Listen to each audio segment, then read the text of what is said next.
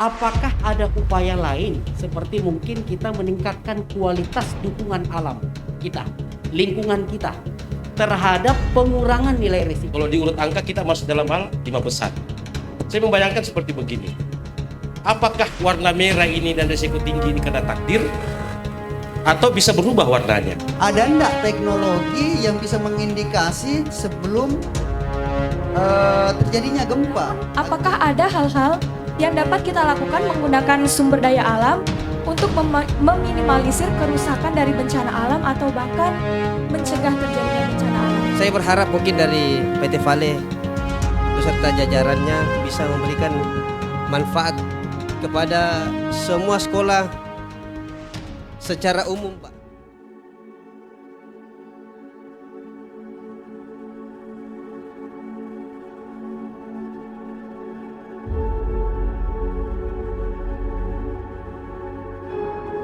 Kita dapat bertemu secara hybrid pada kegiatan webinar mitigasi dan kesiagaan bencana, bangun budaya siaga dan aman menuju sekolah tangguh bencana, Satuan Pendidikan Aman Bencana.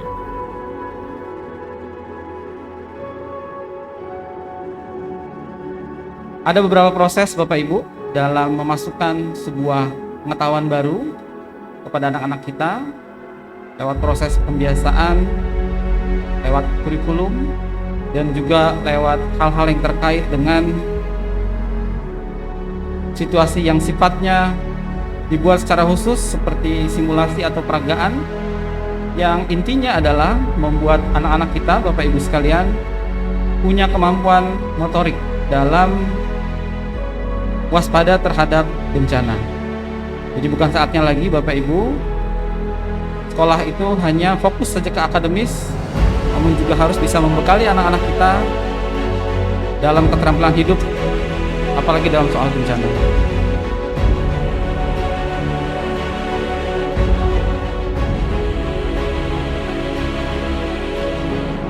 Perusahaan memiliki kebijaksanaan keselamatan kesehatan dan lingkungan, serta kebijakan dalam pengembangan dan pemberdayaan masyarakat atau yang kami sebut PPM. Kami terus menjalankan dan mengembangkan nilai-nilai perusahaan kami. Yang paling utama adalah kehidupan adalah yang terpenting. Melalui kegiatan webinar mitigasi dan kesiagaan bencana menuju sekolah tangguh bencana, akan terbangun komitmen dan kolaborasi bersama antar lintas sektor dan tersedia rekomendasi, insya Allah, serta rencana tindak lanjut pengembangan program sekolah tangguh bencana.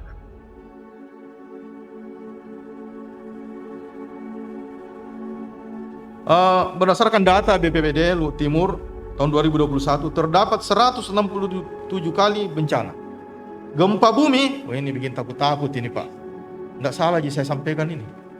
146 kali. Kejadian tanah longsor sebanyak 1 kali. Orang hilang 3 kali. Kejadian angin kencang 5 kali. Dan peristiwa orang tenggelam 1 kali. Memang penting ini untuk melakukan pendidikan mitigasi bencana di sekolah. Karena kita dulu tidak pernah belajar tentang itu, waktu ada gempa Poso, ya, tidak seragam orang punya tindakan, Pak. Sementara kita salat maghrib,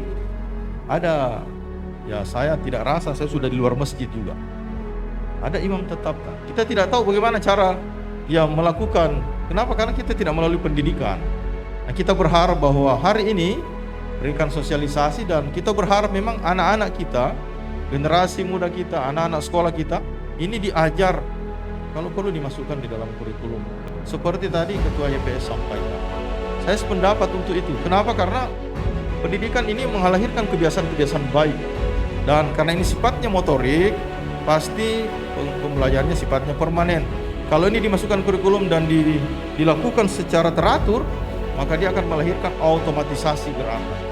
Apa yang hari ini kita lakukan adalah momen penting, ya, itu di mana ada kesadaran kita secara kolektif di Luhut Timur untuk melakukan mitigasi, sehingga pelatihan-pelatihan kurikulum, sehingga apa yang kita lakukan nanti melahirkan kebiasaan-kebiasaan yang kalau terjadi pun masyarakat kita sudah siap untuk menghadapi hal tersebut.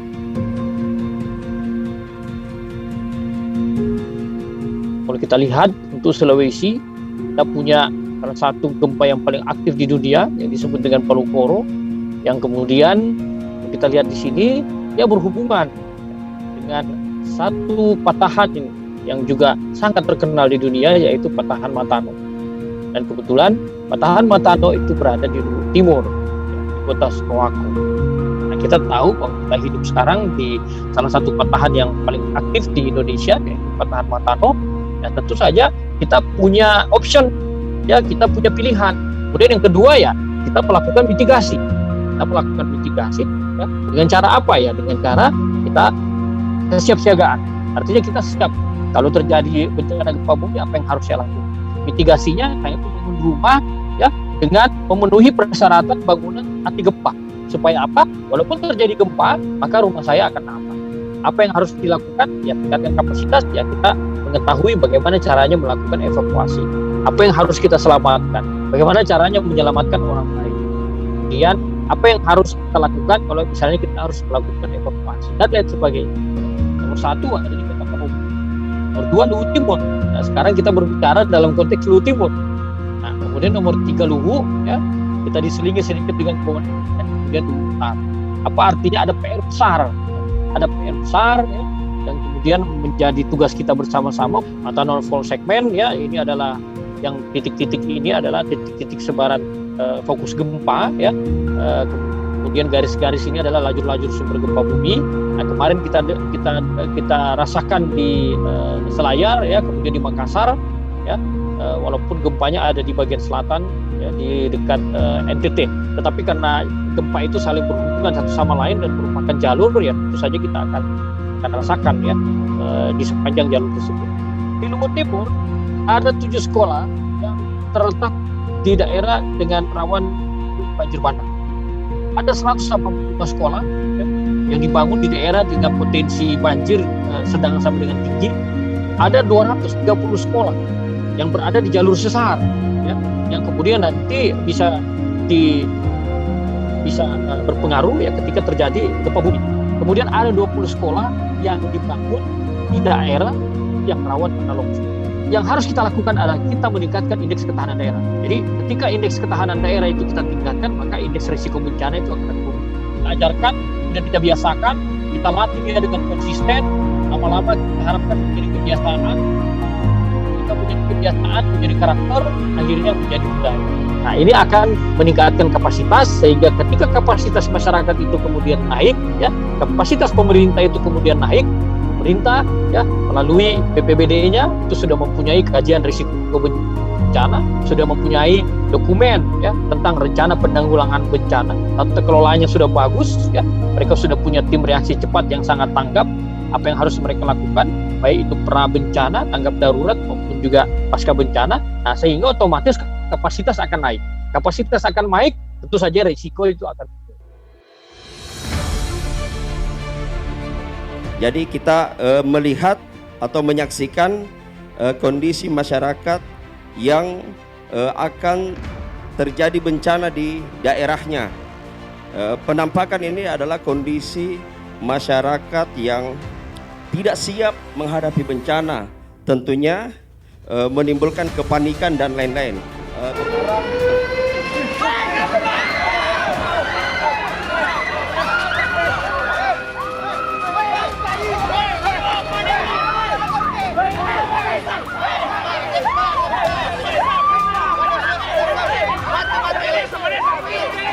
Ya, kita lihat cara evakuasi korban juga asalan, bahkan kepala desa sudah hampir diparangi oleh warga yang lagi emosi, ya. Kita lihat tidak ada tertata yang rapi, ya. Ya, kita lihat tadi, inilah kondisi masyarakat yang tidak siap menghadapi mitigasi bencana dan tidak ada sama sekali yang menghubungi tim rescue dan memang tidak ada master point dan lain-lain, ya. Nah, kita selanjutnya akan melihat sesi kedua, bagaimana masyarakat yang sudah mengikuti bangun budaya siaga dan aman, ya.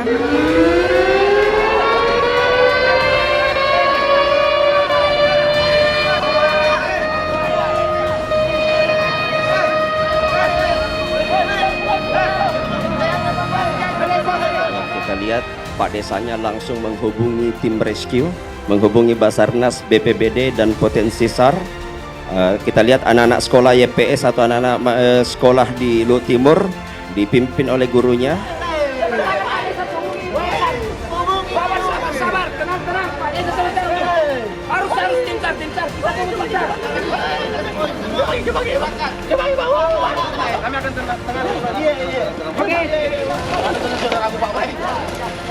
Ya, kita lihat koordinasi kepala desa dan Pak Dusun ya. Kemudian ada Basarnas dan PMI langsung menangani korban dan masyarakat kumpul di master point ya. Apa yang ketemuan sih, Mas? Tidak ada yang lain? Tidak ada, Pak, cuma ini yang Nah, kita lihat penanganannya juga karena mereka sudah ikuti budaya siaga dan aman menuju sekolah tangguh bencana. Kita aplaus untuk para tim yang telah memparodikan kegiatan mitigasi bencana. Untuk Kabupaten Luhut Timur memang dalam pengurangan risiko bencana beberapa kajian-kajian yang sudah kita miliki, yaitu kita sudah memiliki kajian risiko bencana, kemudian rencana penanggulangan bencana sendiri, kemudian rencana kontingensi banjir yang sudah ada, tapi tahun depan insya Allah ditambahkan dengan rencana kontingensi gempa bumi. Kan dalam kelengkapan dokumen tata ruang itu harus memiliki tabel ITBX. Itu tabel izin bisa diizinkan, bisa dibangun dengan syarat dan tidak sama sekali bisa dibangun. Ini memang dalam rencana kami tahun depan ini baru kita mulai, karena rencana kita di dalam kesiapan dokumen-dokumen perencanaan mitigasi bencana itu masih sangat sedikit referensinya, dan tentu kita paham kalau pemerintah daerah ya terkait dengan strategi yang harus kita lakukan berdasarkan kondisi wilayah yang ada, di mana pemerintah daerah mengacukan dana 1 miliar ke desa, dan di situ ada juga porsi bagian dari mitigasi bencana untuk tingkat desa. Jadi desa-desa nantinya karena tidak seluruhnya sama, itu akan berbeda-beda karakteristik bencananya, sehingga alokasi anggarannya itu kita bersusun bersama-sama nanti dengan masyarakat di tingkat desa.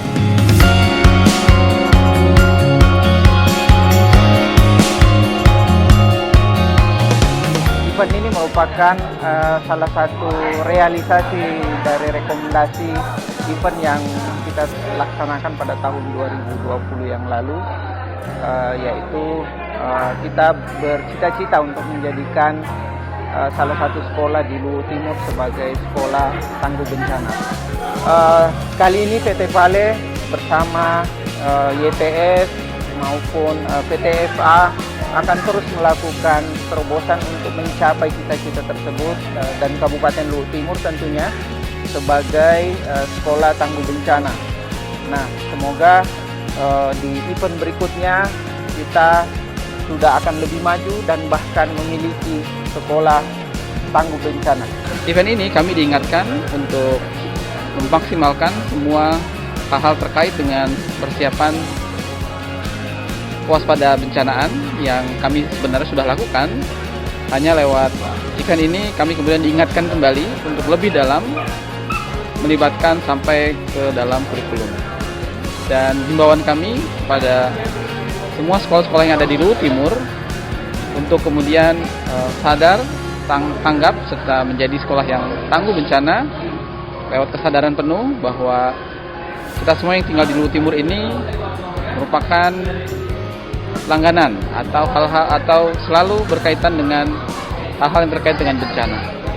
Informasi terhadap lokasi ini sangat kita harapkan rekomendasi yang kita hasilkan dalam pertemuan satu hari ini akan kita jabarkan, khususnya dalam hal menindaklanjuti rencana aksi berikutnya. Tidak sekedar pertemuan hari ini, tetapi berikutnya akan kita tindaklanjuti apakah per semester, per triwulan, atau per tahun. Dan kita harus punya komitmen untuk mewujudkan bagaimana pengurangan risiko bencana bisa terwujud dengan melakukan mitigasi, edukasi, dan sebagainya, pengembangan kelembagaan, kapasitas sumber daya manusia kita kembangkan untuk pengurangan risiko bencana.